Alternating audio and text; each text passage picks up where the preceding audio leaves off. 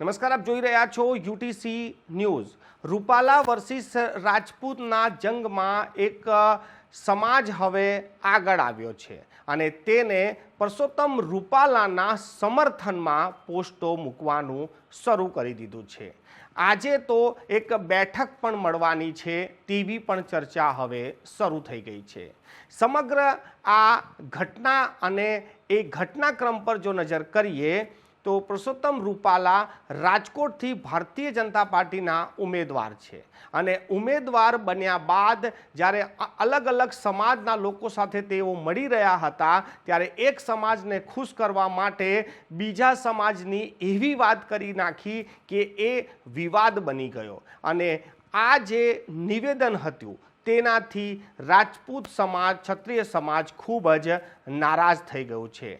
રાજપૂતાનીઓ વિશે જે આ શબ્દોના પ્રયોગ કરવામાં આવ્યા છે તેને લઈને રાજપૂત સમાજ હવે પુરુષોત્તમ રૂપાલાને માફ કરવાના મૂડમાં નથી। તેમની એક જ માંગ છે કે રાજકોટથી ભારતીય જનતા પાર્ટીએ જે પુરુષોત્તમ રૂપાલાને ટિકિટ આપી છે તે ઉમેદવારી તેમની પરત કરે।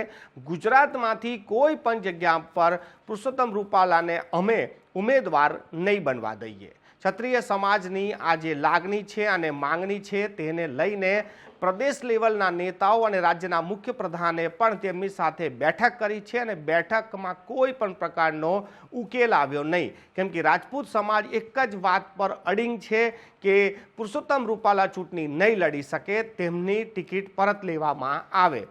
હવે ભારતીય જનતા પાર્ટીએ નિર્ણય કરવાનો છે કે તેઓ તેમની ઉમેદવારી રદ કરે છે કે પછી રાજપૂત સમાજનો ગુસ્સો એવો એ લોકો ગ્રહણ કરશે। ત્યારે બીજી હવે વાત સામે આવી ગઈ છે કે પુરુષોત્તમ રૂપાલાના સપોર્ટમાં પણ એક સમાજ હવે આગળ આવી ગયું છે અને આ સમાજનો વટ અને વગ પણ ખૂબ જ મોટો છે, એ છે પાટીદાર સમાજ। પુરુષોત્તમ રૂપાલા પાટીદાર સમાજથી આવે છે।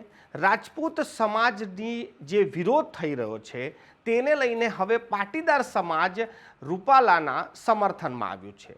પાટીદાર સમાજનું કહેવું છે કે રૂપાલાએ એક નહીં પરંતુ 3 વખત માફી માંગી લીધી છે, ત્યારબાદ પણ જો તેમને માફી ના આપવામાં આવે તો પછી પાટીદાર સમાજે પણ હવે આગળ આવવું પડશે અને રૂપાલાના સમર્થનમાં ઊભું રહેવું પડશે।